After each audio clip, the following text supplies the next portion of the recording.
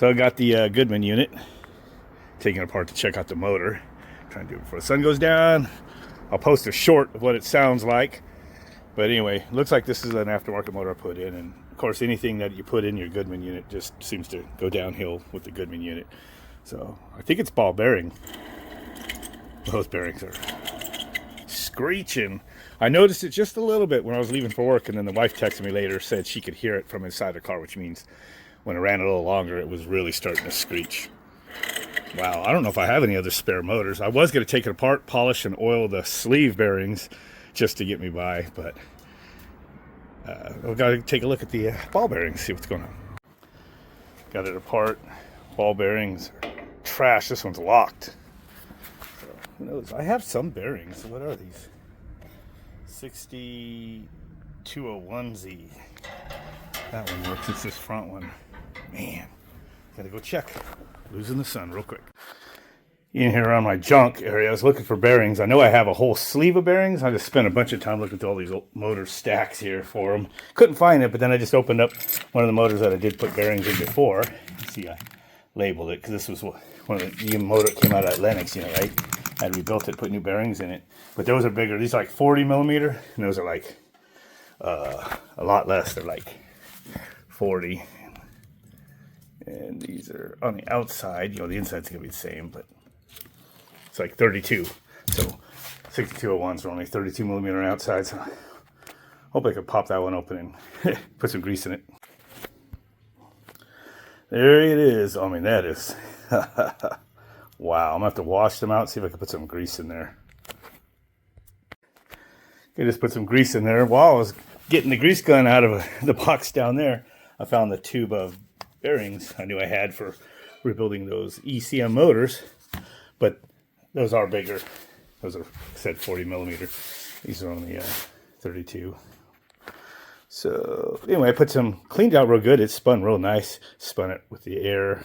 Kind of put a bunch of solvent down in there a couple times, flushed it. Doing it real quick, and I think I'll just order some bearing, which will cost me about $5. So I'll go ahead and put the cap back on and throw this motor back together. Okay, I'm racing the sun now. It's really going down, but one thing about these is these are like 7 millimeter or something. Not quarter, not 5/16, but 7 millimeter. Zip them up. So when I was rotating the motor just by itself, remember it was locked, so I'm hoping it kind of smooths out when it runs. At least gets a night or two. I'm gonna order some bearings. Okay, sun's going down behind the mountains. Did this pretty quick, like 40 minutes total coming out here. All that rust falling off that. So I got it back together. Compressor wire is still unhooked, barely. Let's give the motor a spin.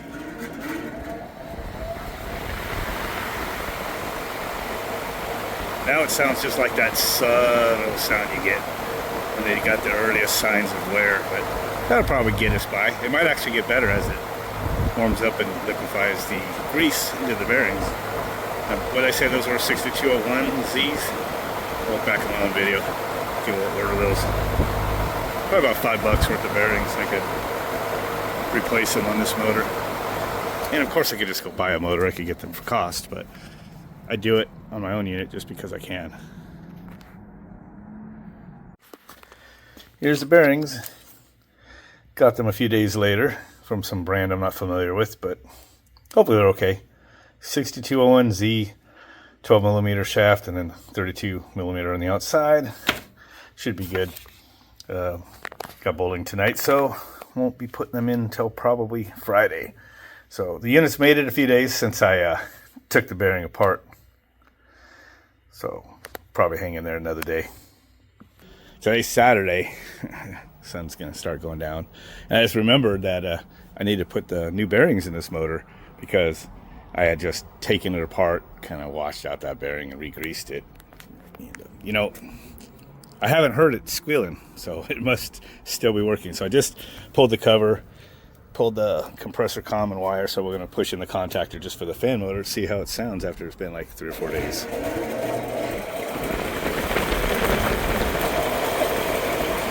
So it's still got that sound you get when you initially have the scored bearings, like it's going to need attention. So it probably keep kind of running like that for a while now that I kind of cleaned it out, put grease in there. But We're going to put some new bearings in there, the bearings I got off of Amazon. Could have went down to Bearing Belt and Chain, which is where I would just go buy bearings, but freaking evil. Amazon's a necessary evil. Just bad. Anyway, check this out. We're at one of those days where 252 volts. That's accurate. I've read that several places. You know, there's my meters and everything. Yeah, 252. Freaking grid is high, man. Gosh. So, you know, I got the power killed. I'm going to take that, flip that over and get the motor apart and get the bearings out. So on this Mars brand motor, I think I mentioned it earlier, but it's not 1/4 inch. It's not 5/16, which is like 8 millimeter. It is 7 millimeter, or maybe something in between. So 5/16 would be 10/30 seconds. So it could be something weird like 9/30 seconds or something weird, but 7 millimeter does work. 7 millimeters kind of popular in metric world. I noticed, you know, like a lot of the screws you take out to hold your panels on inside a vehicle, a lot of them are 7 millimeter. Not 8 millimeter, which is real common and interchangeable as 5/16, but it's 7 millimeter. So what you got in your bucket or your bag that you're carrying does not fit these. So, yeah. Anyway, so we got the 7 millimeter on. I'm going to take this out. Got it apart. Of course, the windings are, you know, still good. Let that fall out of the back one there. Gotta make sure I don't lose that. It's a little spring washer. There we go. So the back one, I added grease to it, but it was good. It's this front one right here. I couldn't even turn it by hand with my hand earlier this week, and now that's actually spinning pretty good. Actually, it probably would have lasted a while, but it was. You seen it earlier in the clip. It looked pretty nasty in there. It was all rusted and just dry as a bone. Both of them were. So, yeah. So I'm gonna go take this in there. Another thing I didn't do is I didn't cut the shaft, you know, on this, which there's always the debate. You just gotta cut the shaft or you don't. So you can see where the blade's sitting right here, the hub. Probably gonna cut it right about here. So I'm gonna go ahead and cut it. And the main reason I'm definitely gonna cut is just because my puller be able to start right here. It's gonna be hard to set the puller tip here and have the claws reach this far. If you use one of the huge pullers, it'd be ridiculous. So I'm going to cut the shaft when I take this in there. And pull 2 bearings and put 2 on. Should be like good as new. Okay, got this kind of crude yet should be effective setup over here to get the bearing off. The puller, got the new bearings warming up. So a tip on this one size of my tool, missing a little angle tip, so I've found a socket that's kind of holding this line to the shaft. And, anyway, it's gonna work. So I'm just gonna put this right here. I mean, these are tiny bearings compared to if you look at my old videos. You know, I'm doing like 60, 100, 200 horsepower motors. You know, not quarter horse. So yeah, that was pretty easy to get that bearing off. So I'm just gonna pull it off a little bit. Yeah. Put the puller back on, or I can just tap it a little bit. Here's a smaller puller that has this not screwed up on it. This is kind of how that would usually look. Just need to get the last little bit pulled off. And this thing's kind of sloppy because all these nuts are loose on my puller. From being in a drawer opened and closed so much since the last time I used it. Same thing about going around in your truck. And you don't put lock nuts on there because these are made to unscrew by hand and then swap these over for different lengths and angles and all that. So for some reason this is at a weird angle. Is one of these long? I don't know, it should be straight. It's not. But I didn't even have to get the tool because that just came off. But yeah, so I've, you know, Harbor Freight is a good place to get an introductory set, you know, of like 3 or 4 of these in a set. And I used them on all those huge pumps, fixing cooler tower motors, pumps, bearings, you know, transmissions, all that stuff. And only broke a couple of them, so it's got my money's worth. This one here, I think, is like a AutoZone Checker Auto brand. I don't know, Power Built. Yeah, the only thing wrong with it is that little piece fell off. I don't know where it is. It looks kind of like this. They still work, you just have to do things to do it. So if I want to put the new bearing on now, what I'd probably do is just find a tube. It's about the right size. Sometimes you can even use a socket. This one's not long enough, but I could probably just put it down on there and then maybe put a couple big nuts on there or something. Put the new one on there. Let's see here.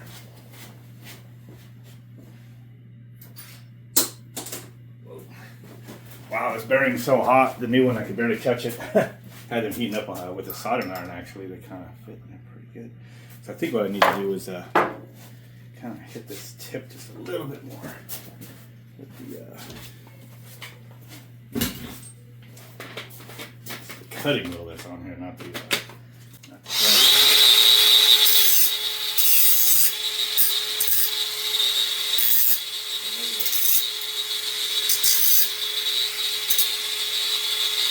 maybe a file, hand file would have been more appropriate. This bearing's hot. Man, I need to hit that a little bit more. There's a chance that these are wrong too. They are from Amazon.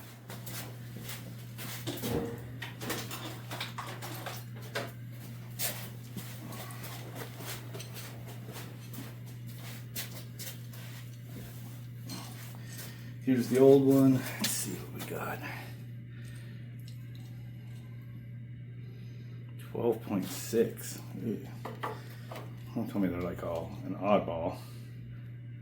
And these are pretty much right at 12. I might be in trouble. But even though that's weird, when you looked up the bearing number, that's what they come up with. Oh, man. See if they even go on. So it's like the nitrogen frees the shaft a little bit.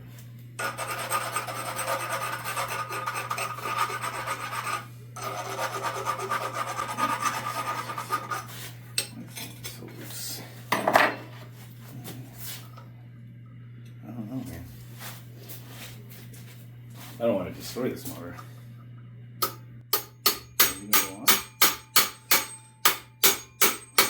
That's not even starting. So these bearings, they're actually measuring right at 12. Yeah, 11.98 millimeter, pretty much. Sure, if I mess with it, it'll probably get right about 12. But the ones that were on there, this one here, just fell down on the dirt down there. 12.6. Measure the shaft down here. Yeah, it's a little over 12 millimeter. Might have gotten screwed on this deal. The bearings, the new bearings, didn't get screwed on. But I might have gotten screwed on the deal that these bearings are not what you think they are.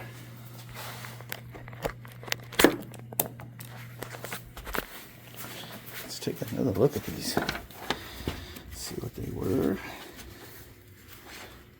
Yeah. So, 6201Z.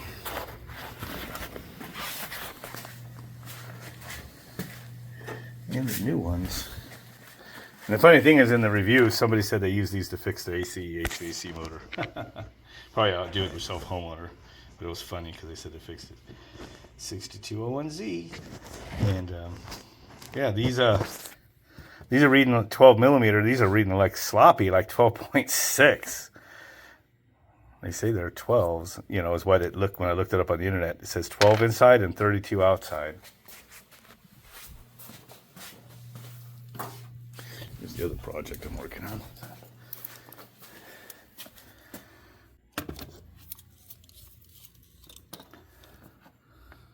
$32. But then the old one here, 12.6. And, you know, I'm not holding this perfect, but I'm sure that's right about 12 if I get it in there about right. It's just a red hair under. It's like 12.9596, whatever. So it's, or 11.956, 12 millimeter basically. So well, there is a little bit of slop on these ones. These ones are right at that number. So so far it looks like I'm not going to get these new ones on. Looks like I'm going to have to keep using this bearing until I figure that out. And the funny thing is I could buy a motor for $50. I just put new bearings in just because I could put new bearings in. Just because I could do it, you know. I could get another motor. That was a motor I bought. And you know, the funny thing is I actually had a motor in stock here in my house. And I used it on somebody's AC not very long ago. Yep, my friend's AC, I think is what it was. So, yeah, so even this is going to take just a pinch to push back on. Man. Anyway, I'm going to take a second look at it, but I think I'm going to wind up putting it back together with the other bearing. Oh, I put the bearing I greased the other day back on. When I had them in my hands with the new one, spinning the new one, and then spun this one free in my hand, I mean, they feel almost identical. So it was a little scratchy when I put it back together the other day. And the grease was going to need to, you know, heat up and get into it. But it seems like it's better after it ran a few days than it was, you know, the day I put it in. Which the day I put it in fixed it, really, but because it was locked. But anyway, I intended to get some bearings. If I get a chance, maybe sometime I'll get my hands on some bearings of this number and measure them with the caliper. See what is the deal with that. Got to see if they're supposed to be over or if they're supposed to be literal. Because, you know, maybe somebody in the comments will say, but the shaft, you know, actually is over 12 millimeter a little bit. It's like... And yet, when you look up these bearings, 6201Zs, it says it's, you know, 12 millimeters. But I go on here, it's not a literal 12 millimeter. It's like, see, almost 12.7. You know, I was like getting 12.65 or whatever it was on the new bearings. And then, I mean, getting about 12.65 on the bearing I took off, but I'm getting like right about 12 with the new bearings, so they're like to the literal size that they say they are. 32 on the outside, which both seem to be 32, but old bearings and old shaft is not a literal 12. But they have bearing numbers on them, and so which is wrong? The new bearings, they're supposed to be bigger than literal, or is it the old stuff is actually fudged and I got screwed? But anyway, I'm gonna go put this back together before the sun goes down, so I still have my heat pump. Alright, so I'll put this back together because today it was all for nothing. Although I did cut the shaft.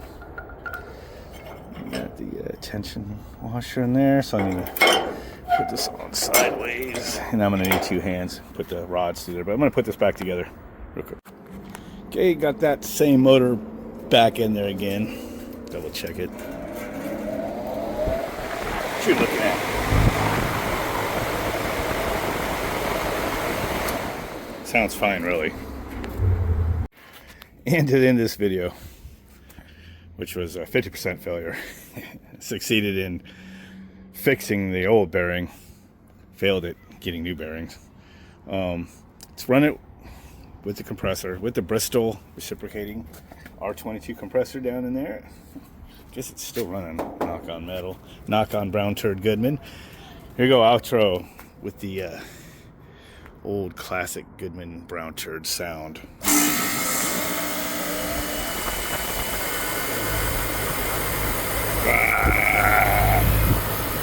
That's not me. That's the brown turd Goodman unit.